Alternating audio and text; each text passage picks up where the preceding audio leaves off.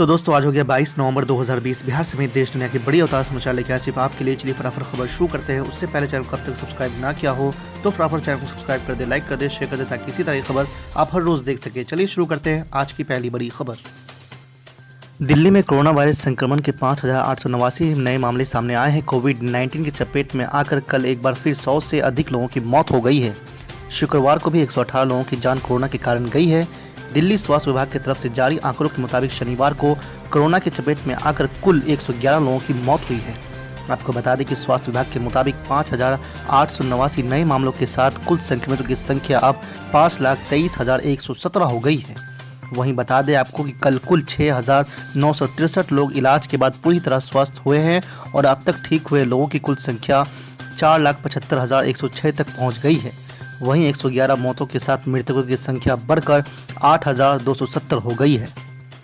आज की दूसरी बड़ी खबर, मशहूर कॉमेडियन भारती सिंह और उनके पति हर्ष को कल लंबी पूछताछ के बाद नार्कोटिक्स कंट्रोल ब्यूरो ने गिरफ्तार कर लिया है। पूछताछ में दोनों ने ड्रग्स का सेवन करने की बात स्वीकार की है। नशीले पदार्थों की खरीद फरोख्त करने वाले एक व्यक्ति से पूछताछ में भारती सिंह का नाम सामने आने के बाद एनसीबी के अधिकारियों ने शनिवार की सुबह 7 बजे भारती सिंह के लोखंडवाला कॉम्प्लेक्स और घर कार्यालय पर छापा मारा था। आपको बता दें करीब 6.5 घंटे चली उनकी फ्लैट में तलाशी के बाद एनसीबी को ड्रग्स बरामद हुआ था। घर पर पूछताछ के दौरान भारती और हर्ष एनसीबी कई सवालों से संतोषजनक जवाब नहीं दे सके थे, तो उन्हें एनसीबी के ब्लॉड स्टेट स्थित कार्यालय में ले जाकर उनसे पूछताछ शुरू की गई थी। आपको बता दें कि वहां चली करीब 4.5 घंटे पूछताछ के बाद एनसीबी ने भारती सिंह को गिरफ्तार कर लिया था। करीब 1.5 घंटे बाद उनके पति हर्ष को भी गिरफ्तार कर लिया गया है। आज की तीसरी बड़ी खबर, राष्ट्रीय जनता दल के नेता तेजस्वी प्रसाद यादव ने मंत्रियों के दागदार दामन को लेकर शनिवार को एक बार फिर से सरकार पर हमला बोला है। अपने ट्वीट में उन्होंने आरोप लगाया है कि नीतीश कुमार जी के 14 में से 8 मंत्रियों पर आपराधिक मामले दर्ज हैं। तेजस्वी ने आरोप लगाया है कि बदलाव के जनादेश के विपरीत यह सरकार बनी है।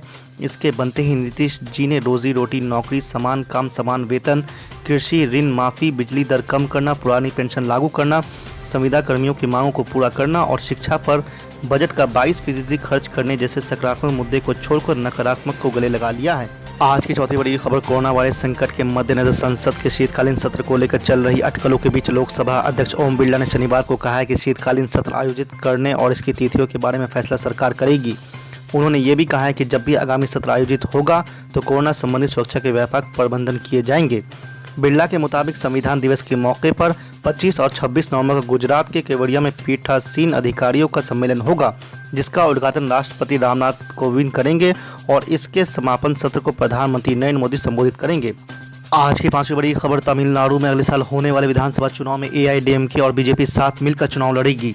दोनों के बीच गठबंधन अगले चुनाव में भी जारी रहेगा। यह ऐलान गृह मंत्री के तमिलनाडु दौरे के दौरान राज्य के डिप्टी सीएम ने शनिवार को किया है। आपको बता दें कि तमिलनाडु के डिप्टी सीएम ने कहा है कि हम बीजेपी के साथ अपना गठबंधन जारी रखेंगे। केंद्रीय गृह मंत्री अमित शाह 2 दिवसीय दौरे पर तमिलनाडु पहुंचे हैं। अमित शाह ने चेन्नई पहुंचने के बाद लोगों को तब आश्चर्यचकित कर दिया था जब वो अपने समर्थकों का अभिवादन करने के लिए प्रोटोकॉल को तोड़ते हुए अपने वाहन से बाहर निकलकर एयरपोर्ट के बाहर वीएसजीएसटी रोड पर पैदल चलने लगे थे। आपको बता दें कि उन्होंने महानगर के लोगों को उनके प्यार के लिए धन्यवाद दिया था और कहा है कि उनके लिए तमिलनाडु में होना बड़ी बात है। वहीं एक कार्यक्रम में संबोधित करते हुए अमित शाह ने कहा है कि कोविड-19 महामारी के खिलाफ लड़ाई में पूरा देश प्रधानमंत्री नरेंद्र मोदी के साथ खड़ा है। आज की छठी बड़ी खबर, हैदराबाद से सांसद ऑल इंडिया मजलिस इत्तेहादुल मुस्लिमीन के अध्यक्ष असदुद्दीन ओवैसी ने संघ पर हमला करते हुए कहा है कि हिंदुत्व इस झूठ पर बना है कि केवल एक समुदाय के पास सभी राजनीतिक शक्ति होनी चाहिए और मुसलमानों को राजनीति में भाग लेने का कोई अधिकार नहीं होना चाहिए। आपको बता दें कि बिहार विधानसभा चुनाव में अच्छी खासी मुस्लिम आबादी वाले क्षेत्र सीमांचल में असदुद्दीन ओवैसी की पार्टी ऑल इंडिया मजलिस इत्तेहादुल मुस्लिमीन ने 5 सीटें जीतकर राजनीतिक विशेषज्ञों को चौंका दिया था। असदुद्दीन ओवैसी ने ट्वीट में आगे कहा है कि संसद और विधानसभा में हमारी अधिक उपस्थिति हिंदुत्व संघ के खिलाफ चुनौती का काम करेगी। अगर अपनी मौजूदगी कायम कर पाए तो जश्न मनाएंगे।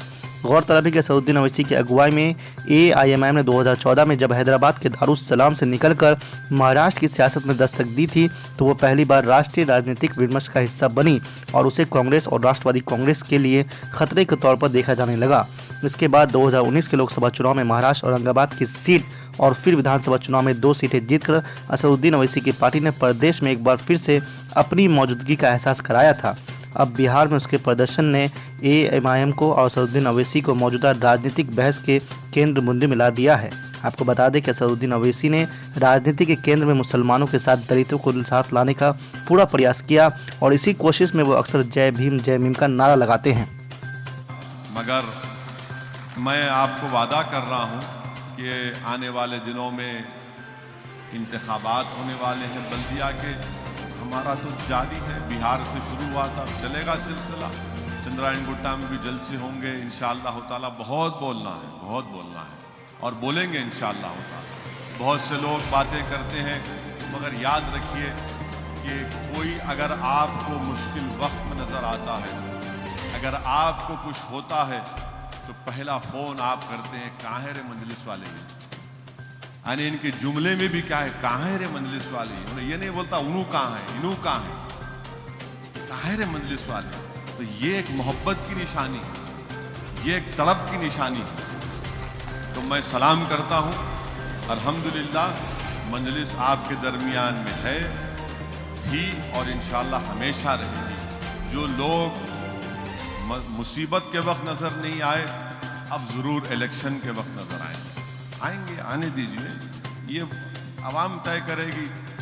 बिहार में भी बहुत पुकारे, बहुत बोले, इतना बोले कि बी टीम वोट काटते हैं, ये काटते हैं, फुला काटते हैं। अल्लाह इनको बता दिया कि क्या नतीजा निकला। और देखिए वहाँ पर भी हमारा इखलास था, हम तो तैयार थे कि आओ बात करो, मगर सबको यही तकलीफ थी कि नहीं, शेरवानी से नहीं बात करेंगे, सबसे बात करेंगे। तो हमने कहा कि भाई आप नहीं बात करेंगे, हमको कोई एतराज़ नहीं है। अल्हम्दुलिल्लाह अल्लाह ने वहाँ पर भी इज़्ज़त से नवाज दिया। अब मुझे यकीन है कि जो सियासी सफ़र का आगाज़ फ़ख्र मिल्लत और उनके साथियों ने किया था, और जिसको वसत और ताकत सालार मिल्लत ने दी, इंशाअल्लाह ताला हम उसी सफ़र पर गामज़न हैं। उनकी ज़िंदगी हमारे लिए एक मशाल राह है।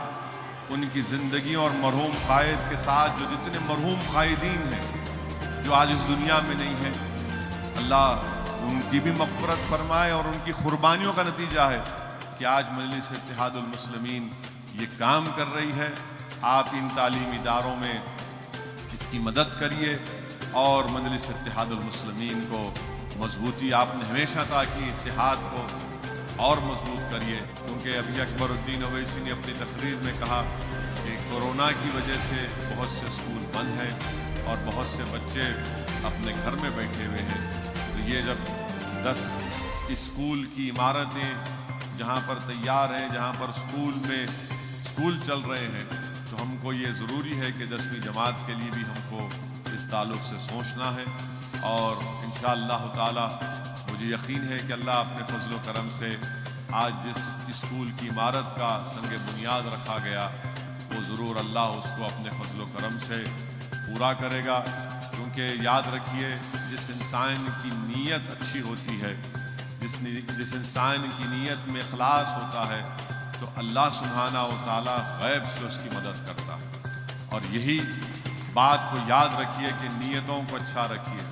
अगर नीयत में इखलास नहीं है, नीयत में यह है कि मैं इत्तेहाद को कमज़ोर करूँगा, नीयत और सोच में इखलास नहीं है, बल्कि यह है कि कैसी एक खड़ी इमारत को, जो एक इत्तेहाद की इमारत है जिसको लोगों ने अपने आंसुओं से मजबूत किया, उसको कैसे उसमें मैं कमज़ोर कर सकता हूँ। तो यकीन जानिए ये कभी ये लोग कामयाब नहीं हो सकते। क्योंकि मैं आज़मा कर देख लिया हूँ अपनी ज़िंदगी में, नामसाइब हालात में भी हमने हिस्सा लिया इंतखाबात में, और अल्लाह ने हमको गैब से कामयाबी दी। जब लोग ये समझते थे कि मजलिस इत्तेहादुल मुस्लिमीन का एक MLA है, मजलिस का क्या होगा, मगर अल्लाह सालार मिल्लत की खबर को नूर से भर दे।